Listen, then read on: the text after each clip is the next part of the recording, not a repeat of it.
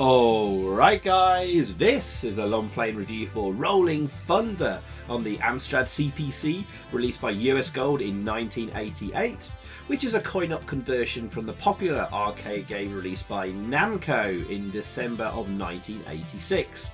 Now before we get to the Amstrad version, we're going to take a look at the coin-op original first, so we can compare how the CPC conversion did. And here we are on the track sequence of the arcade game. That's the final boss there. We'll get into the story and who the characters are in a little bit. But this is a very famous and one of the earliest examples of a side-on run-and-gun shoot-'em-up. And yeah, it's certainly a very memorable game. It has a very strange art style. It's kind of got a 1960s or 70s Bond feel to it, with our kind of like James Bond type hero here, wearing a red turtleneck. Not very cool. He's also got some red shoes, a bit of an odd choice, and it looks like he's wearing some grey flares, which is more 1970s.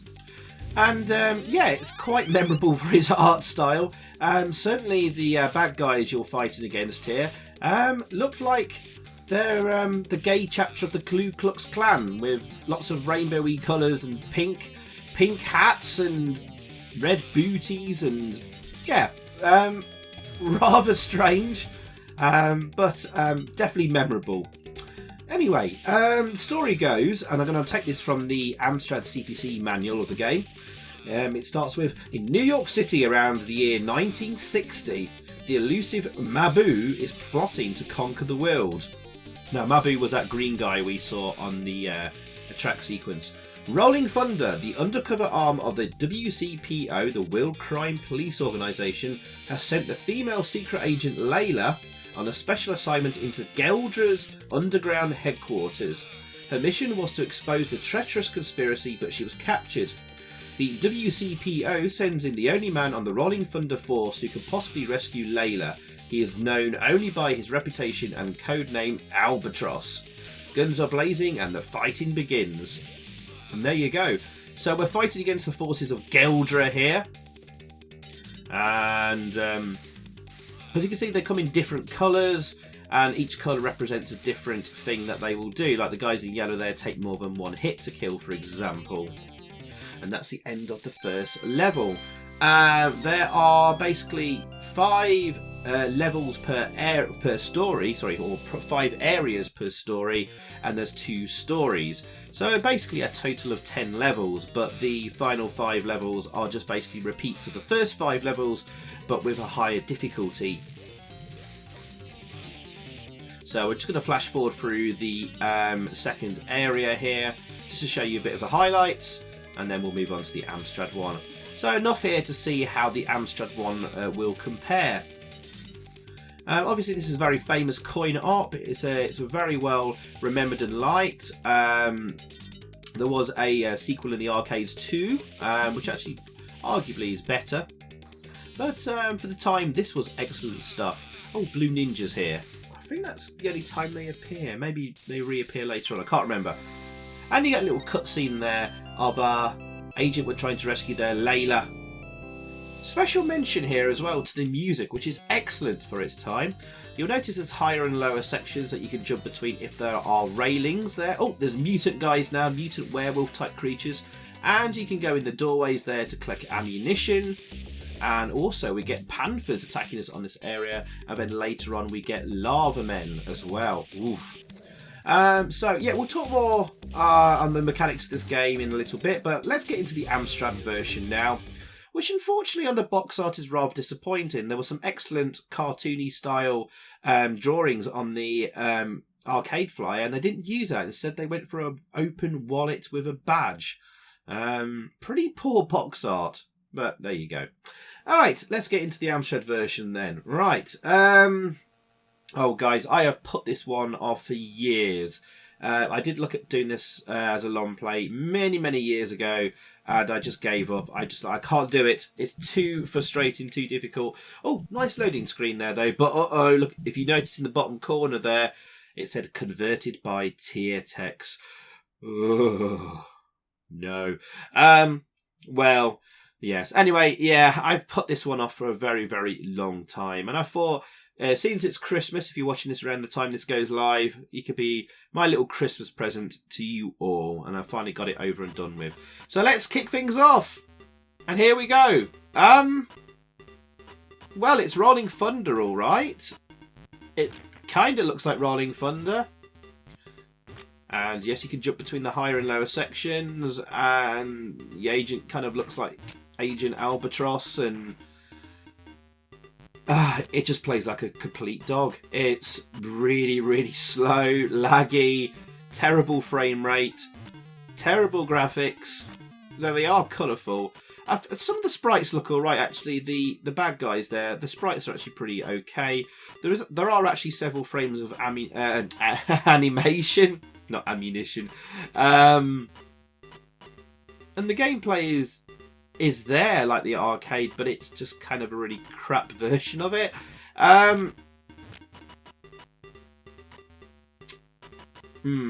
Okay. Where do we start with this one? First of all, this is an incredibly tough game, and you are going to find this incredibly frustrating if you've never played it before. And there's a very, very tight time limit as well, which compounds matters. It's especially worse on like level 4 onwards. So, okay, just like the arcade version, there are 10 levels. So there are 2 stories of 5 areas each. Complete the first story, and then it just sort of loops around back to the first area again as area 6. But slightly tougher, and actually there'll be some lasers here at this point when we get to area 6, which is basically a repeat of area 1. And yes, then we get to fight the end boss Mabu at the end. So here we are fighting against the forces of Geldra here, and as you may have noticed already, guys, all the maskers, as they are officially known apparently, they're all the same sprite and all the same colour. Which is especially annoying because in the arcade version, their different coloured outfits determined what they do, i.e. the yellow ones take more than 1 hit to kill, ones in white throw bombs, I believe, some duck and shoot. But here on the Amstrad version, they're all the same colour, all the same sprite, so you don't know what type of enemy they are. Which makes things rather extra tricky. But yes, it has got the doors to go into there to collect ammunition if they've got a symbol outside it. Usually, I think it's a gun to get machine gun bullets, and the bullet symbol will give you ammunition for your standard pistol. And you will need to go into every ammunition door because later levels your ammunition will be running really, really low. This is probably the easiest level because you can skip through a lot of it quite quickly there, as you can see, jumping from the boxes there to the top. And remember, there's a railing there, guys, so you can actually jump down here. Saves you a tough section there, potentially. And yeah, this is the shortest and easiest level of them all. You can go in the doors that don't have ammunition or gun symbols on and hide in there briefly, but I would recommend you don't. There we go, second area done of 10. Right, and also, what was I going to say? The energy bar, you can see the life bar there. That is rather a bit misleading, and to be fair, it's exactly the same on the arcade version. Essentially, it's just 2 hits and you're dead. You always lose half your energy whenever you touch an enemy, and then the rest on the next touch from an enemy. So you might as well have called it like a 1-hit armor or something. That makes more sense. Although a bullet or bomb blast will kill you instantly. Yeah. The Amstrad version is missing a lot of the enemies, so we won't see the mutant men here on this level. We don't see the panthers on this level, but we do see the lava men. So there's basically like sort of 2 types of enemies. Although the maskers do have varying abilities, like in the arcade. Like for instance, that guy's dropping bombs. Another guy takes more than 1 hit to kill. I think another guy will like duck and shoot at you. So yeah, you've got to get into a sort of technique of how to beat this game and work out its little strange quirks and stuff to your advantage. I'll try and point them out as they come along. One of the most annoying things in this game, though, guys, especially if you just noticed there, is that when you shoot an enemy, they always like bounce left towards you. Okay, you might see it when on a different section. Oh god, this is really, really annoying because you have to sort of keep waiting for them to jump and shoot them if they're blocking your progress there. So when you shoot an enemy, they will move left into you, and they get closer and closer. You saw him move once there. See, moved. He takes 3 hits and he moved 3 times left into you. There, look at that. Why? Who made that gameplay decision? That is awful. And it's incredibly frustrating because you try to get rid of enemies and they're actually getting closer and closer to you. That does not happen in the arcade version. Also, actually, interestingly, if you're facing left and shooting an enemy to the left, they actually still bounce left and not into you. Like, there, that guy bounced left. These sections here are pretty annoying when you've got enemies just in front of a structure you need to jump over. I actually shot him through the structure there, if you notice. Sometimes you can do that. So now here, I have to wait for them to jump up and waste a load of ammunition. Actually, I got fed up there and took a risk trying to jump at the right time. Oh, did you see the enemy sprite just turn into my sprite there briefly? So there's little graphical glitches like that.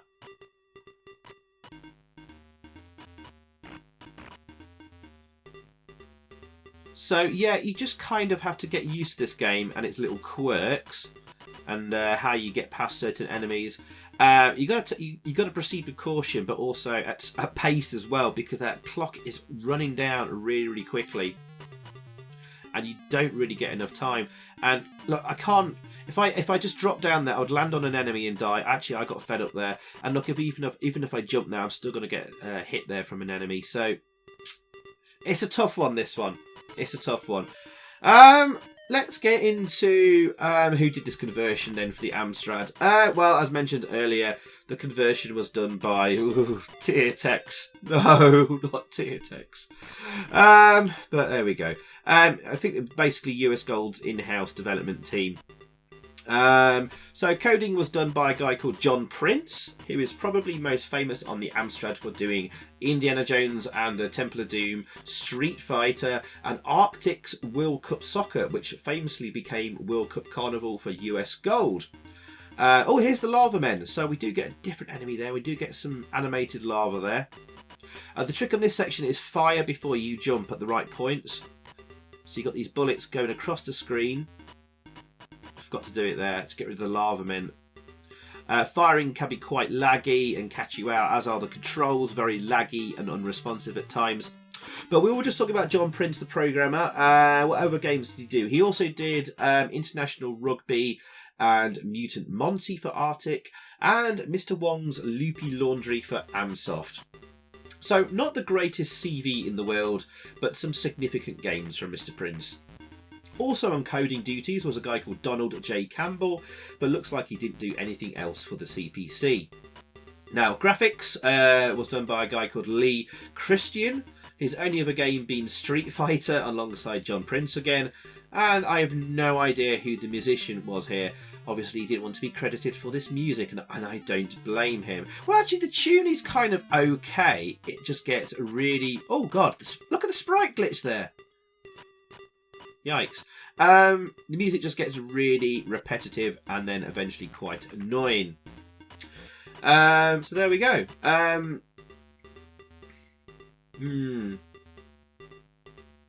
Let's talk about the other versions of the game quickly then too. So this got converted to quite a few systems, and we'll start with the ZX Spectrum. Now, the graphics are more detailed, but in mostly like 2 colours.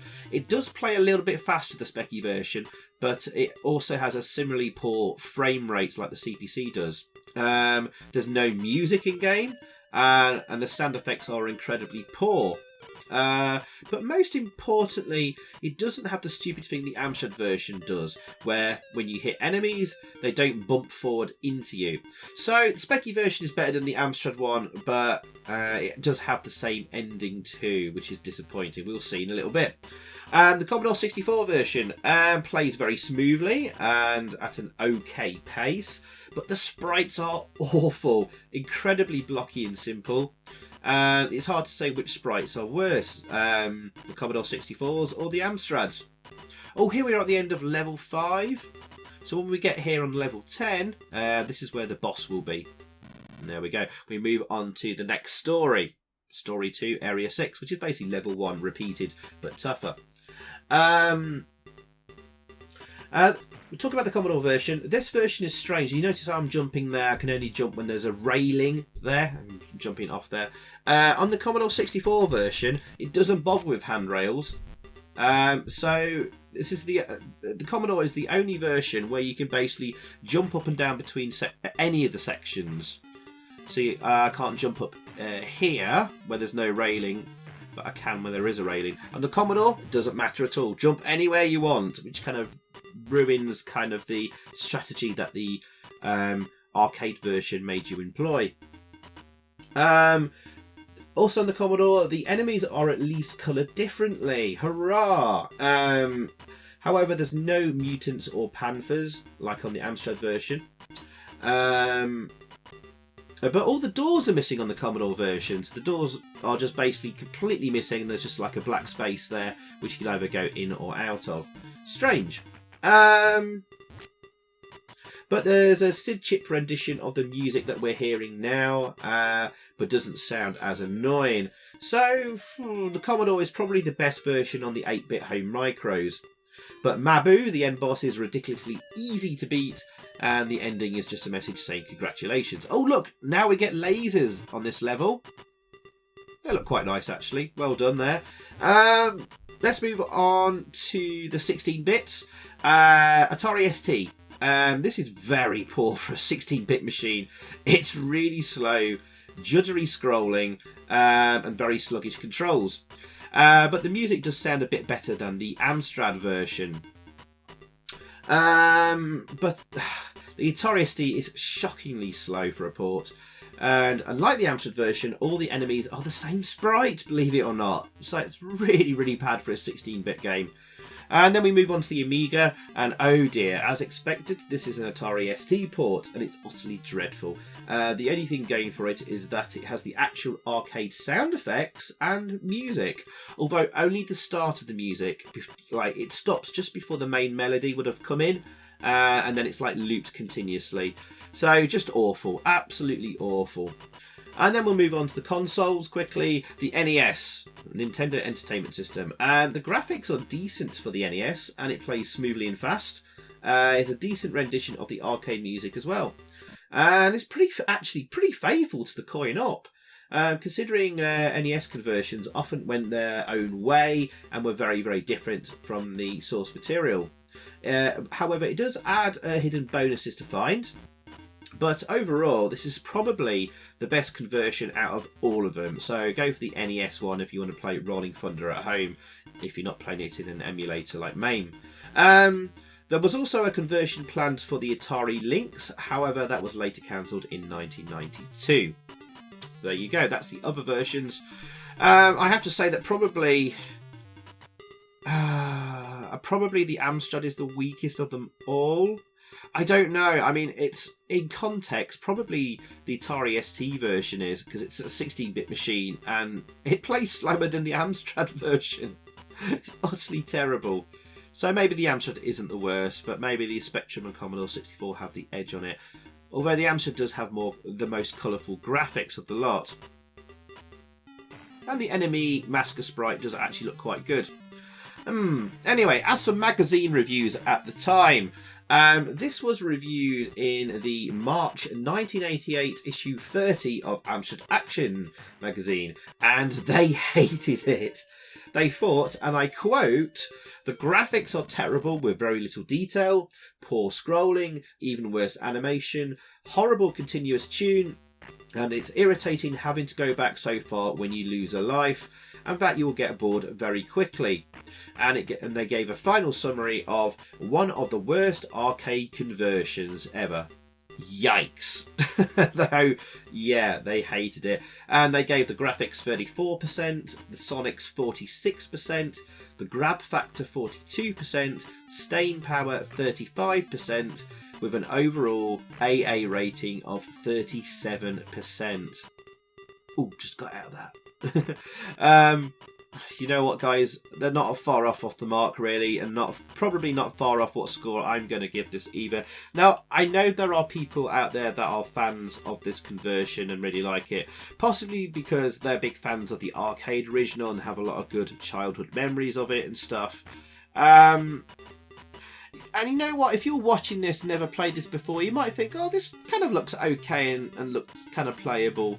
But no, guys, you've got to play it for yourself to really experience the true horror of this. The controls, mostly, is something that I can't really convey in a long play video. The controls are horrendously laggy and unresponsive at times, especially shooting your gun. Sometimes you can shoot out a whole volley of bullets, other times your gun just doesn't fire at all. And then the computer eventually catches up and go, oh yeah, I'll shoot a bullet now. There's lots of glitches in the game. Sometimes you can shoot through barriers and that could happen to you as well from an enemy's point of view. Huge amounts of frustration in this game. And this is not an easy one to do. I'm making this look easy because this is a long play and I'm trying to do this without losing a life. But trust me, guys, this is insanely hard. And I hate this bit here. These kind of bits here where there's an enemy waiting for you below. And if I move off that platform, I will literally go in a diagonally down right direction and I will land on him. So I have no choice but to waste time and waste ammunition waiting for him to jump and try and time it perfectly so the bullet hits him as he's jumping at the highest point. And you're going to have loads of points in the game where you're just going to have to do that. And to make matters worse, you have that horribly tight time limit. And what are those guys doing on the intermission screens there, all punching the air? I guess they're trying to salute Mabu there, but never mind. Here's one of those sections. We've now got 4 of these damn enemies, and we're going to have to basically stand there like a lemon and just fire off and lose loads of ammunition waiting for them to jump. Come on. This is the level with the really tight time limit as well. Now, you may be able to skip forward quite a few sections of this game without taking out every single enemy, but there's only a few places you can do that, otherwise proceed with caution. So I'm gonna run on that bit because they can't chase me up those steps. So if you want to get them to jump yourself. If they're just stood there not jumping, you can trigger them into a jump by jumping up yourself. But most of the time, if they know that you're above them, sorry, they will start jumping at you. God, time's ticking away. And yeah, here in this section, it's not worth dropping down the centre of this area because there's usually a masker waiting to move into you and drain your energy, and you might die. So just navigate down each of the steps there. This is a bit of an annoying section here. If you land on those rocks to the left, and if you're ducking, you still can't hit the bad guys. I don't know if it's a bit of a glitch or not. So you just get down to the grass there and hope for the best. Oh, and here comes the lava men for the second time. Fire off a couple of bullets. But watch out, even if you've hit them, they can still do damage to you afterwards. Because when you shoot them, they fly off into the sky. But they are still lethal, so watch out for that. Be very careful navigating these stones as well. So I know how to jump from the far left there to get up on that one. And last guy here, need to shoot him before he starts shooting at you because there's nowhere to jump. And there we go. Area 9 clear. So we're now on the final level, guys, at last. Hurrah! Again, tight time limit on this level, but you're going to need lots of ammunition, so make sure you go in these doorways there. I suppose that is nicely done. There is actually quite a few different frames of animation, and they've tried to make this as faithful as possible to the arcade. It's just a shame that you have the stupid thing of them bouncing into you when they're shot. I don't know why that was added, why that is there. It should be stupid. Oh, you can jump this whole section there, save a bit of time and ammunition. The bullets, they're literally going through their head. Maybe the top of their head. But, Some of the collision detection is iffy. The scrolling is dreadful. It plays at a very low frame rate. The graphics... I don't think the graphics are the worst in the world. I think maybe Amstrad Action Magazine were a little bit harsh there. It does look like the sprite from the arcade. It's not close to it, but you know it's Agent Albatross. The maskers actually look quite good.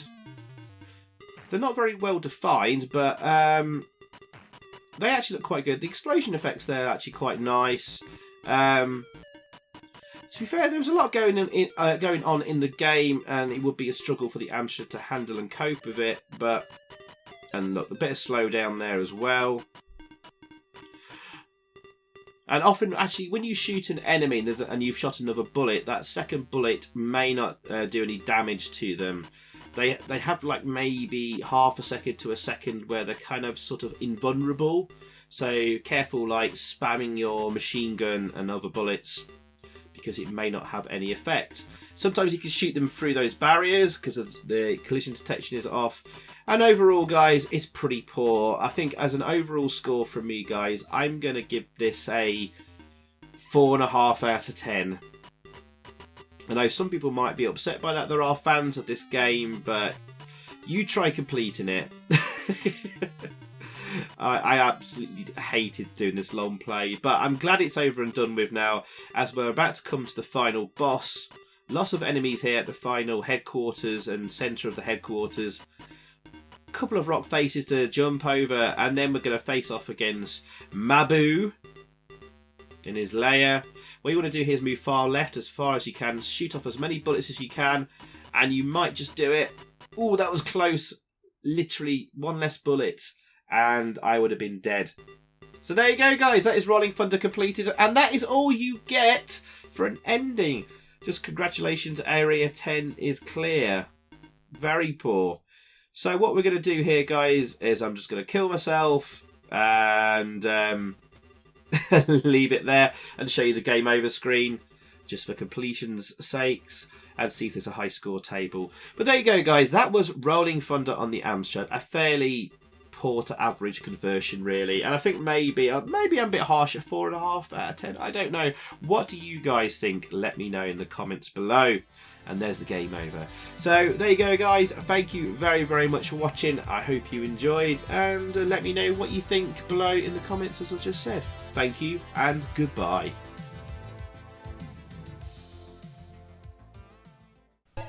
So thanks for watching, guys. I hope you enjoyed that. If you did, please click a like below, leave a comment, and also subscribe if you haven't already.